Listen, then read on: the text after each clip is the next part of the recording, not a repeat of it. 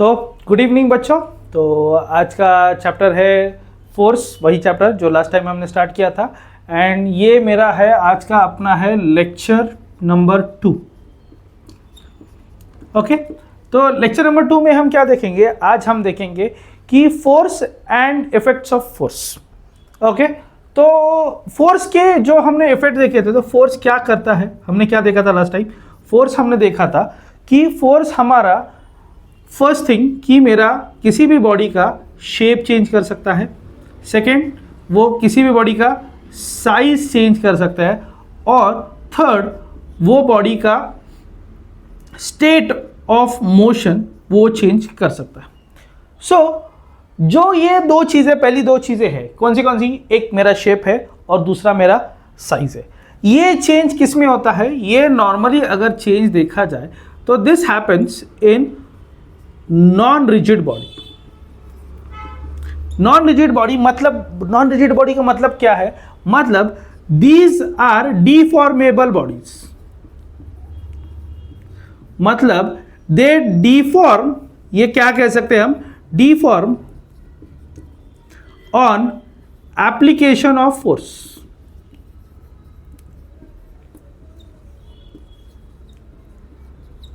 Example लिखते हैं sponge.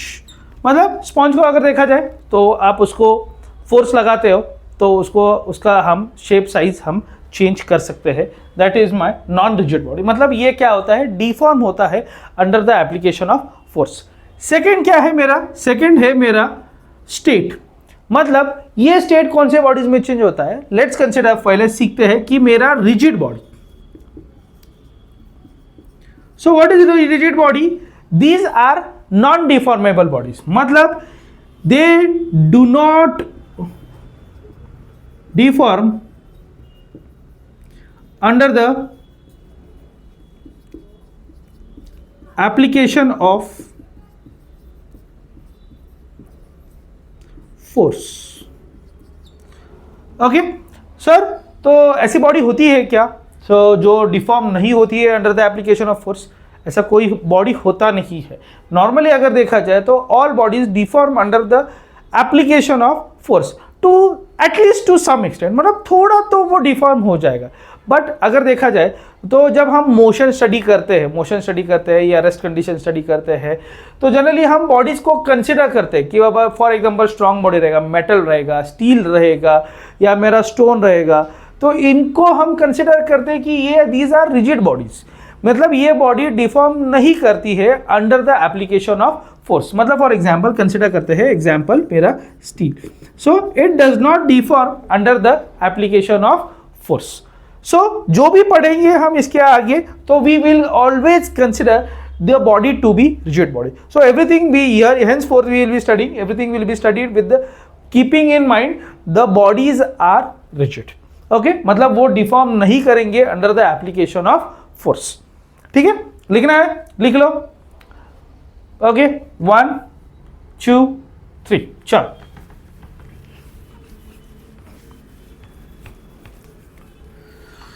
Let's consider now effect of force on rigid bodies. मतलब किसमें देखना है? इफेक्ट ऑफ फोर्स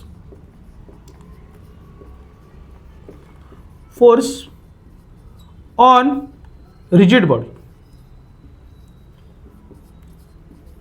अब रिजिड बॉडी में क्या होता है जब मैं उस पर फोर्स लगाता हूं? मतलब दो केसेस कंसिडर कर सकते हैं। When first body is free to move,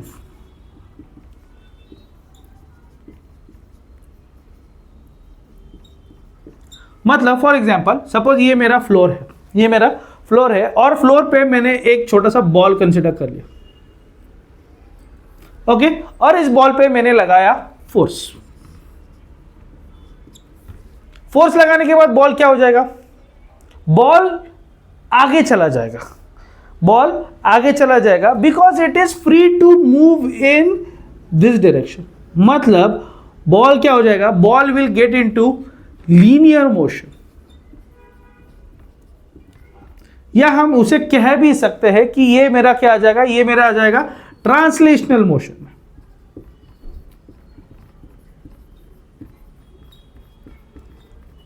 Okay, so body will get into either into linear motion or body will get into my translational motion. So जब body free to move है, मतलब for example ये मेरा pen है, pen को मैं force लगाता हूं और पेन ऐसे चला जाएगा. ओके, नॉर्मली अगर देखा जाए तो अगर स्पेस में कुछ वीडियोस वगैरह देखा जाए, जब फ्रिक्शन नहीं होता है या लीस्ट फ्रिक्शन होता है, लीस्ट रेजिस्टेंस होता है, तो बॉडी को आप कैसे भी पकड़ो, ऐसे वैसे वैसे कैसे भी पकड़ो और मैं ऐसे फोर्स लगाऊं तो भी वो ऐसे चला जाएगा, ऐसे फोर्स लगा तो ऐसे चला जाएगा, ऐसे फोर्स लगा तो ऐसे चला जाएगा. तो generally when body is free to move it will get into linear motion or it will get into my translation motion in the direction of force, in the direction of force. Okay, in the direction of force आ जाएगा. Now second case देखेंगे. Second case जो होता है मेरा rotational motion. Okay, अब ये case कब आता है? जब body when body is not free to move, okay, तब आता है मेरा रोटेशनल मोशन. अब ये कैसे आता है देखते हैं. चलो मैं रब करता हूं.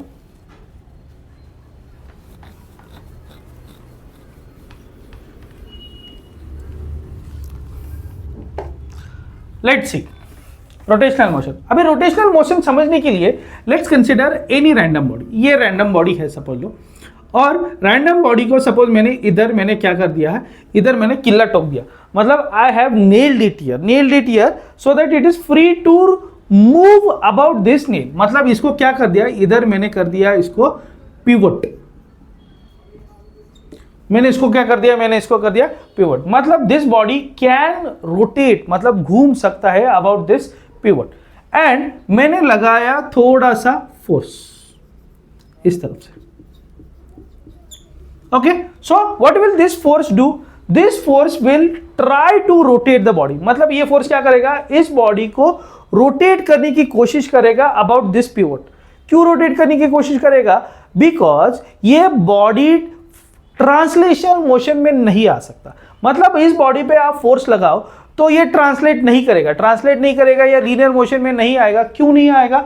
बिकॉज इसको मैंने यहाँ किला मार दिया, या यहाँ मैंने इसको पिवट कर दिया, यहाँ मैंने इसको लीनियर मोशन इसकी स्टॉप कर दी है. इसकी वजह से ये बॉडी ऐसा लीनियर मोशन में जा नहीं सकता. तो ये फोर्स क्या करेगा, ये फोर्स उसको क्या करेगा, रोटेट करने की कोशिश करेगा. मतलब फॉर एग्जांपल अगर देखा जाए, ये मेरा पेन है suppose you see this pen है, ये ऐसे मेरा पेन है.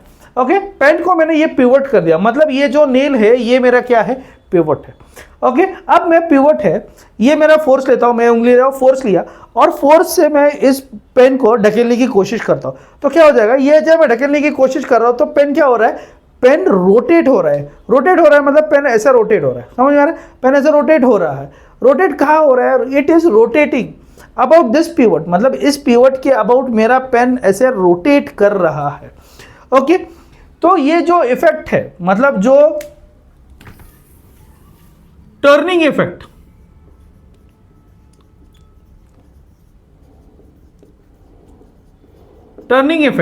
This turning effect of force,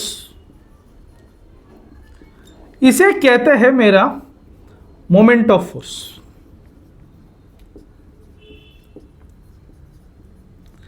okay, तो ये फोर्स क्या कर रहा है, बॉडी को टर्न करने की कोशिश कर रहा है. मतलब टर्न करने की कोशिश कर रहा है, मतलब it is trying to rotate the body. कहा, rotate the body about the pivot. Rotate about pivot. समझ में आया? यस. ओके, अब ये मोमेंट ऑफ फोर्स है. ओके, तो ये क्या है, मेरा turning effect of the force है. अब ये मोमेंट ऑफ फोर्स किस पे डिपेंड करता है, मतलब मोमेंट ऑफ फोर्स को हम कैसे देखेंगे.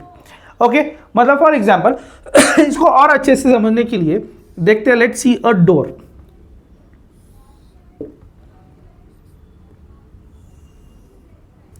डोर कंसीडर करेंगे तो ये मेरा डोर है, ओपन डोर है.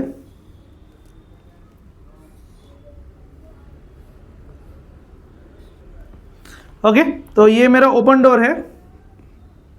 ठीक है, अब डोर को ओपन करना है, क्लोज करना है, उसके लिए हमारे पास क्या दिया होता है, हमारे पास एक हैंडल दिया होता है. ओके, एंड डोर रोटेट किसके अबाउट करता है, door generally rotates about a hinge, मतलब ये क्या है मेरे, ये मेरे क्या है, हिंजेस है, ये मेरे क्या है, hinges. So these are my hinges and this is my handle. Okay, तो हैंडल क्यों प्रोवाइड करता है, handle for application of force.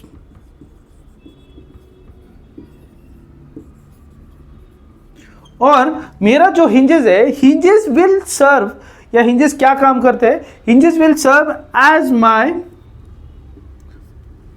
Axis of rotation.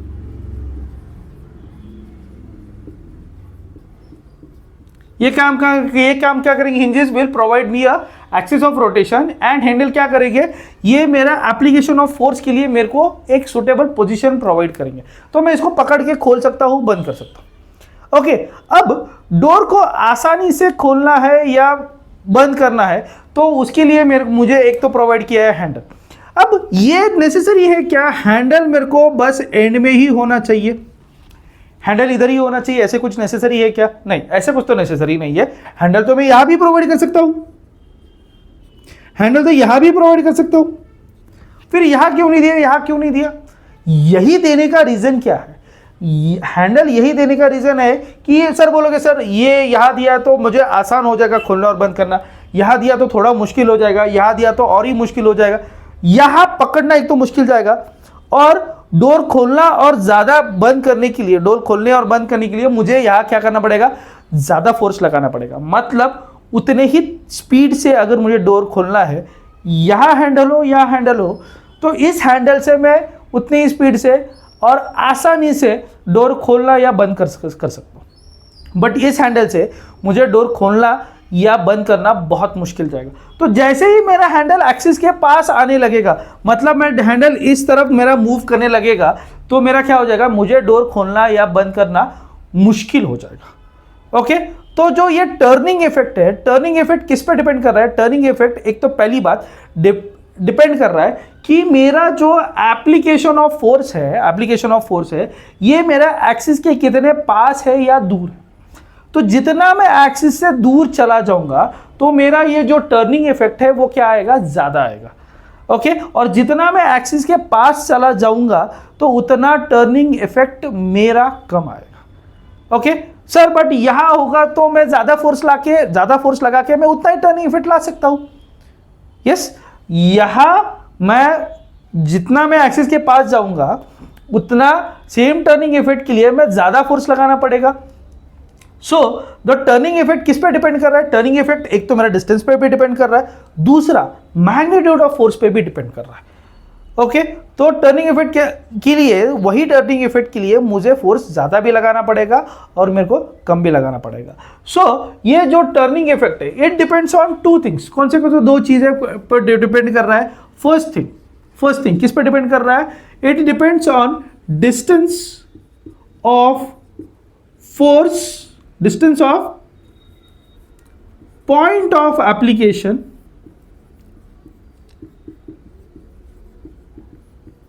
Of force from axis of rotation.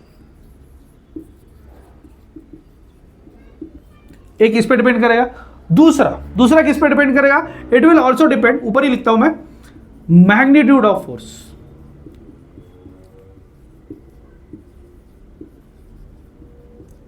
मतलब ये दो चीजों पे डिपेंड कर रहा है. टर्निंग इफेक्ट किस पे डिपेंड कर रहा है, एक तो मैग्नीट्यूड ऑफ फोर्स और ये मेरा distance of application of force. ये दोनों चीजों पे मेरा मोमेंट, ये जो टर्निंग इफेक्ट है वो डिपेंड कर रहा है. ओके, अब मैं थियोरेटिकली समझना क्या है, थियोरेटिकल मोमेंट क्या है मेरा, turning effect of force.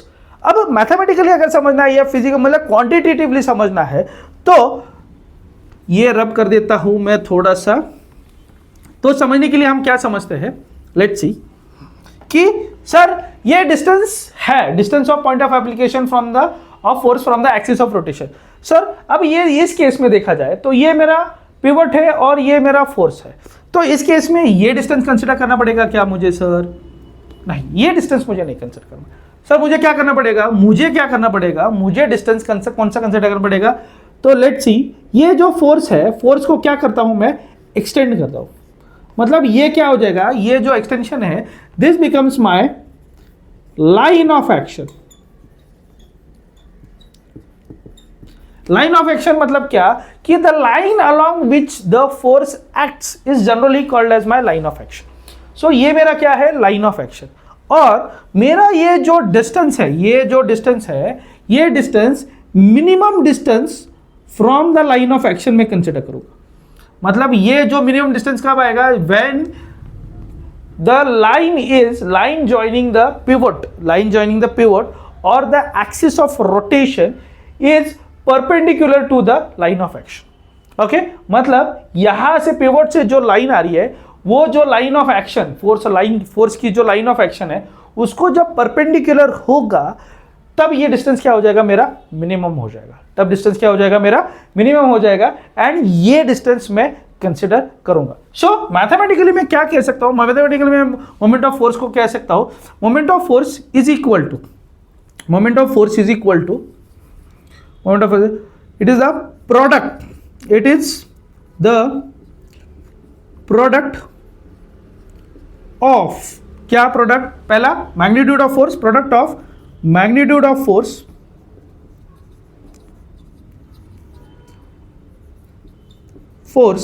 And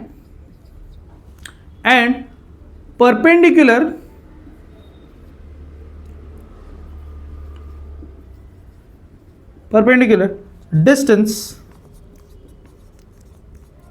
of line of action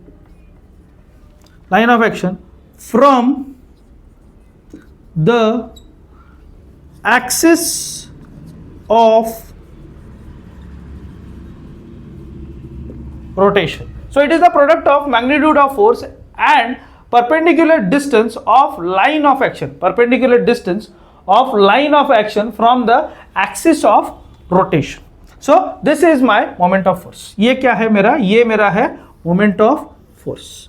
अब मोमेंट ऑफ फोर्स को मैथमेटिकली लिखने के लिए इस केस में क्या सकते हैं, फॉर एग्जांपल मैंने नेम कर दिया, ये मेरा क्या हो जाएगा, सपोज ये मेरा P हो गया और ये मेरा O हो गया। So it is equal to force into OP कह सकते हैं, या मैं कह सकता हूं सबसे पहले this will be equal to force into perpendicular distance. ये सपोज इसको मैंने R डिनोट कर दिया है, इसको R डिनोट कर दिया तो क्या हो जाएगा, R, ये मेरा क्या आ जाएगा, perpendicular. So it is force into perpendicular distance from the axis of rotation. So this is my moment of force. अब मोमेंट ऑफ फोर्स को हम जनरली देखा जाए तो उसको हम डिनोट किससे करते हैं, मोमेंट ऑफ फोर्स को हम डिनोट करते हैं कैपिटल M से। ओके, इसको और एक चीज बोला जाता है, that is also called as my torque. Okay, torque को डिनोट करने के लिए हम जनरली यूज करते हैं, इसको लिखते हैं टाउ, इसको बोलते हैं टाउ। ओके, टाउ भी बोलते हैं, and that is also called as torque and that is also called as tau. अब बंदों में थोड़ा होता है, सर टॉर्क मतलब मेरी गाड़ी का टॉर्क ज्यादा है। टॉर्क ज्यादा है मतलब क्या होता है, टॉर्क ज्यादा है, गाड़ियों के जो स्पेसिफिकेशन है उसमें जनरली बोलते हैं कि टॉर्क है, मतलब गाड़ी का टॉर्क ज्यादा है, तो गाड़ी में जनरली क्या होता है, मेरा पावर ज्यादा रहेगा, टॉर्क ज्यादा रहेगा। मतलब बेसिकली अंडरस्टैंडिंग क्या है मेरा, कि जो टर्निंग इफेक्ट लाना है, जो व्हील्स पे जो मेरा टर्निंग इफेक्ट आएगा वो ज्यादा आएगा। तो नॉर्मली अगर मेरा टॉर्क ज्यादा है तो मैं ये इंक्लाइन, अगर कोई पहाड़ का ज्यादा है या मेरा बहुत बड़ा पत्थर आता है तो उसको ओवरकम करने के लिए मेरा टॉर्क ज्यादा होता है या टॉर्क ज्यादा लगता है। तो अगर पहाड़ है और टॉर्क ज्यादा है गाड़ी में अवेलेबल, तो मैं पहाड़ आसानी से चढ़ सकता हूं। तो मेरा बेसिकली क्या है, मेरा गाड़ी में अगर टॉर्क ज्यादा है तो मेरा क्या ज्यादा आएगा, मेरा टर्निंग इफेक्ट ज्यादा आएगा। तो मेरा गाड़ी टर्निंग इफेक्ट ज्यादा आएगा तो मैं गाड़ी आसानी से वो पहाड़ चढ़ सकती है। Okay, are you getting my point? Yes. तो ये मेरा हो गया टॉर्क और ये मेरा हो गया मोमेंट ऑफ फोर्स। ओके, अब देखते हैं थोड़ा बहुत यूनिट के हिसाब से देखते हैं कि यूनिट क्या है मोमेंट ऑफ फोर्स का।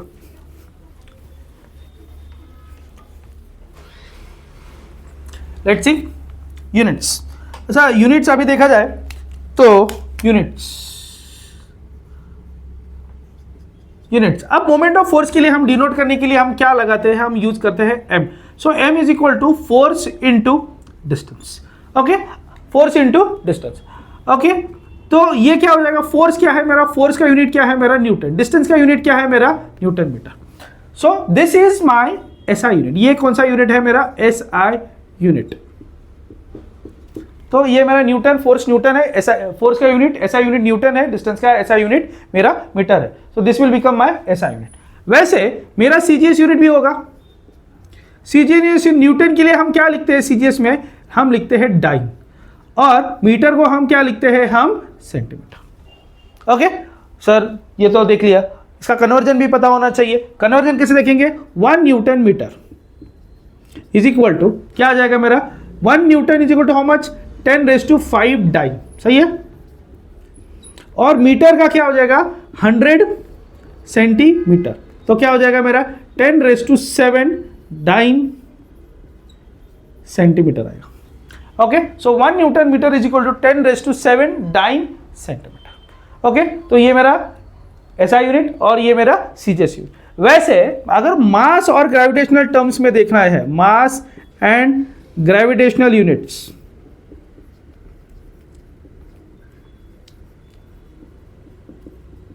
तो नॉर्मली हम फोर्स को डिनोट करने के लिए, मतलब जरा जब मास और ग्रेविटेशन आता है और हम फोर्स को कैसे डिनोट करते हैं, तो force is generally denote, force किससे डिनोट करते हैं, हम लास्ट लेक्चर में देखा था.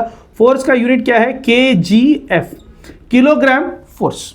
तो मोमेंट के लिए क्या आ जाएगा, मोमेंट के लिए मेरा यूनिट आएगा, फोर्स क्या है मेरा, केजीएफ, और मेरा डिस्टेंस मेजर करने के लिए, डिस्टेंस मेजर करने के लिए मेरा क्या आएगा, मीटर आएगा.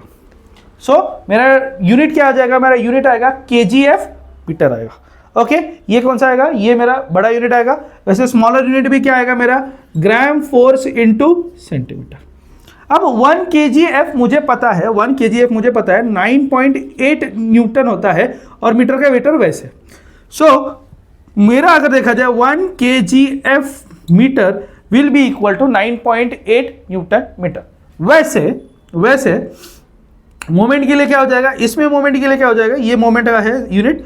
ओके, तो ये क्या हो जाएगा मेरा, 1 ग्राम फोर्स सेंटीमीटर.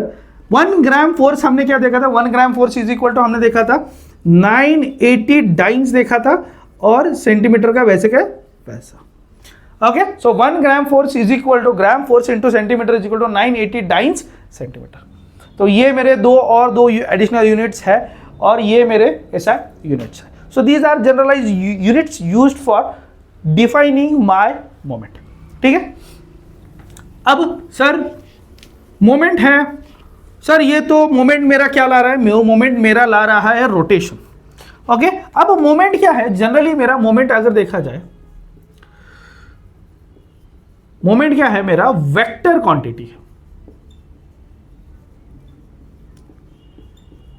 मोमेंट क्या है, वेक्टर क्वांटिटी. वेक्टर क्वांटिटी है तो उसको क्या रहेगा मेरा, डायरेक्शन भी आएगा एंड मैग्नीट्यूड भी आएगा. मतलब moment will have both, vector quantity है उसमें डायरेक्शन भी आएगा और उसको मैग्नीट्यूड भी आएगा. सर तो मैग्नीट्यूड तो हमने देख लिया, मैग्नीट्यूड क्या है, magnitude is equal to force into perpendicular distance from the axis of rotation.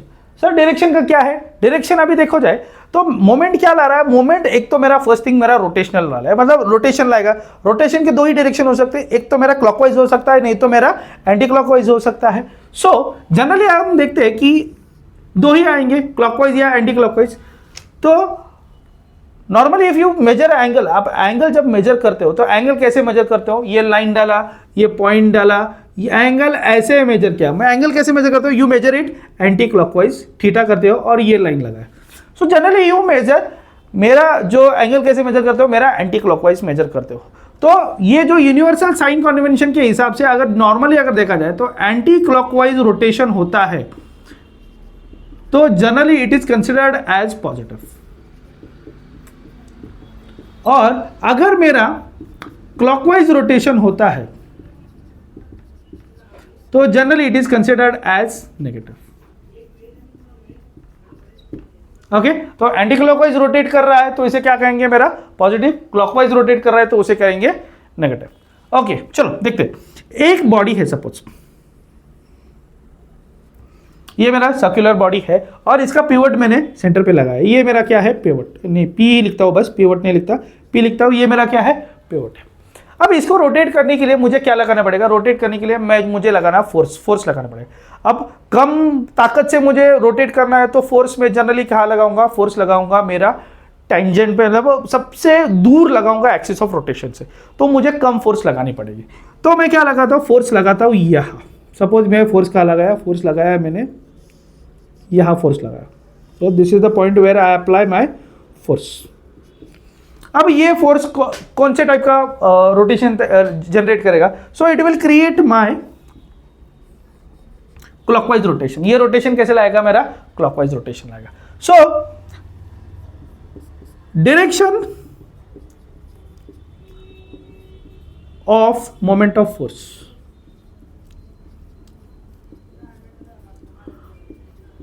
Okay. और इसको डायरेक्शन को अगर मुझे चेंज करना है तो चेंज करने के लिए मुझे क्या करना पड़ेगा, फर्स्ट कि ये फोर्स क्या कर रहा है, इसको क्लॉकवाइज रोटेट करने की कोशिश कर रहा है। अगर ये फोर्स को मतलब ये फोर्स इधर इस पॉइंट पे लग रही है, तो this point is generally called as, ये पॉइंट को क्या कहा जाता है, इस पॉइंट को पॉइंट ऑफ एप्लीकेशन कहा जाता है। इसे क्या कहा जाता है, मेरा पॉइंट ऑफ एप्लीकेशन। इस पॉइंट ऑफ एप्लीकेशन पे मैं लगा रहा हूं फोर्स। अब इस फोर्स को उठा के इस पॉइंट के अलावा मैं यहां लगाता हूं। इस पॉइंट की जगह मैं क्या लगाता हूं, यहां लगाता हूं। मतलब मैंने ये फोर्स यहां से निकाल दी और मैंने क्या लगा दी, ये मेरा नेक्स्ट पॉइंट ऑफ एप्लीकेशन है और मैंने फोर्स यहां लगा दी। अब ये फोर्स क्या करेगा, ये फोर्स इस बॉडी को क्या करेगा, मेरा एंटी क्लॉकवाइज रोटेट करेगा। ये बॉडी क्या करेगा, इसको एंटी क्लॉकवाइज रोटेट करने की कोशिश करेगा। तो so change of direction of moment of force किस पे डिपेंड कर रहा है, फर्स्ट मेरा पॉइंट ऑफ एप्लीकेशन डिपेंड किस पे कर रहा है, मेरा पॉइंट ऑफ एप्लीकेशन। अगर मुझे डायरेक्शन चेंज करनी है तो मुझे क्या करना पड़ेगा, मुझे पॉइंट ऑफ एप्लीकेशन चेंज करना पड़ेगा। सेकंड, फोर्स ऐसे लग रही है, फोर्स ऐसे लग रही है, मैं फोर्स का डायरेक्शन ही चेंज कर देता हूं। सर ऐसे लग रही है, मैं ऐसे लगाता हूं, फोर्स ऐसे है तो मैं फोर्स को कैसे लगाता हूं, ऐसे लगाता हूं। तो फोर्स क्या हो जाएगा, मैं इस डायरेक्शन के वाले मैं फोर्स को यहां कंसिडर करता हूं, तो ये मेरा फोर्स आ गया। अब ये फोर्स है, ये फोर्स क्या करेगी, ये फोर्स क्या करेगी, बॉडी को अब फिर से क्या करने करेगी, ये फोर्स बॉडी को फिर से क्लॉकवाइज रोटेट करने की कोशिश करेगी। यस, सो जनरली अगर देखा जाए तो I can change the direction of force,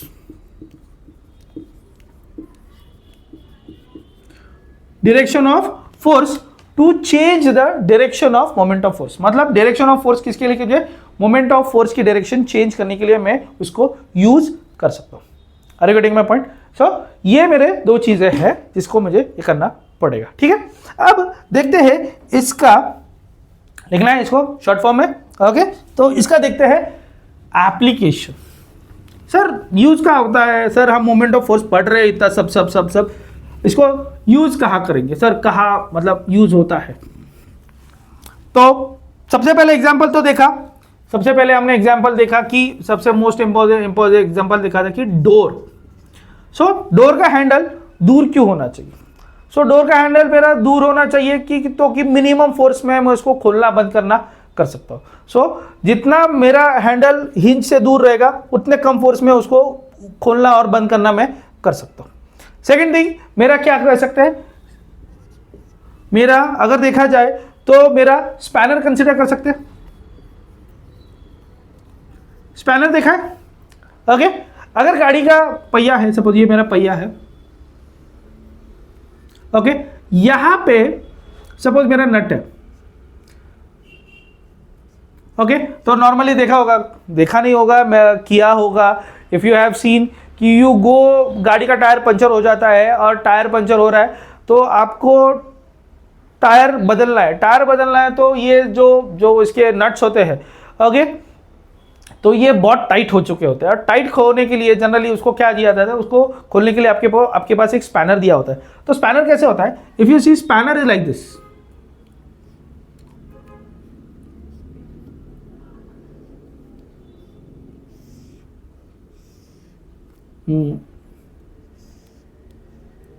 ये मेरा स्पैनर होगा, ओके।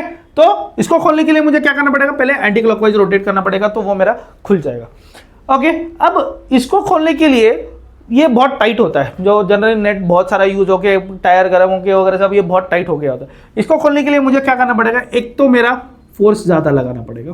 ओके, ज़्यादा फोर्स लगाने से मैं इसको खोल सकता हूँ। ओके, ज़्यादा फोर्स कर रहा तो नॉर्मली देखा होगा कि स्टार्टिंग में नहीं खुल रहा, खोल रहे नहीं खोल रहा, फिर बहुत ज़्यादा ताकत लगाते फिर भी नहीं खुल रहा, फिर क्या करेंगे, इस पर खड़े हो जाएंगे, खड़े होकर उसको खोलने की कोशिश करेंगे और खड़े होकर झटके देने लगते हैं, तो जाके कहीं तो ये खुलता है।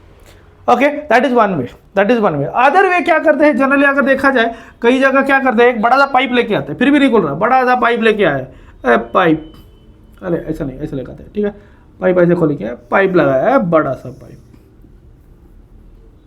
ओके, बड़ा सा पाइप लगाया और बड़े से पाइप से उसको क्या करेंगे, रोटेट करने की कोशिश करेंगे। मतलब ये क्या हो जाएगा, I am increasing my distance from axis of rotation. मतलब ये क्या कर रहा हूं मैं, आर इंक्रीज कर रहा हूं और कम फोर्स में ये क्या हो जाएगा, मेरा नट खुल जाएगा। Okay, so that is one way of opening the nut. So generally अगर देखा जाए तो स्पैनर को जो कोई भी स्पैनर रहेगा तो उसका जो लेंथ होता है, पीछे वाला लेंथ, उसको थोड़ा सा बढ़ा देते हैं, so that with minimum turning effect या with minimum force I can open the nuts और आई कैन ओपन द, ये जो मेरा व्हील है उसको खोल पे सकता हूँ। ठीक है, सो that is one way. Second third अगर देखा जाए तो मेरा साइकिल का देखा है, ये छोटा होता है, बड़ा होता है स्टार्टिंग में, और ये एक छोटा पीछे होता है, और इधर मेरा ऐसा ऐसा बड़ा सा पेडल होता है।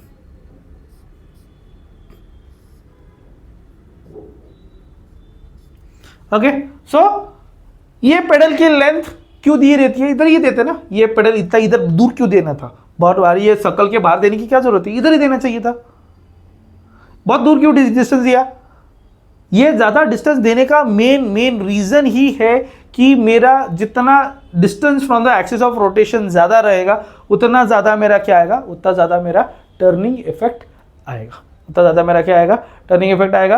और उससे मैं क्या कर सकता हूँ, उसको मैं सिंपली ज़्यादा कम फोर्स में इसको मैं रोटेट कर सकता हूँ और ये मेरा जो है मेरा टॉर्क ट्रांसमिट हो जाएगा।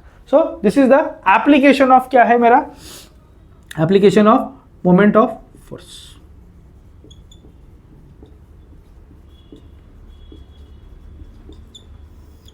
ओके, तो आज के लिए इतना ही देखते हैं।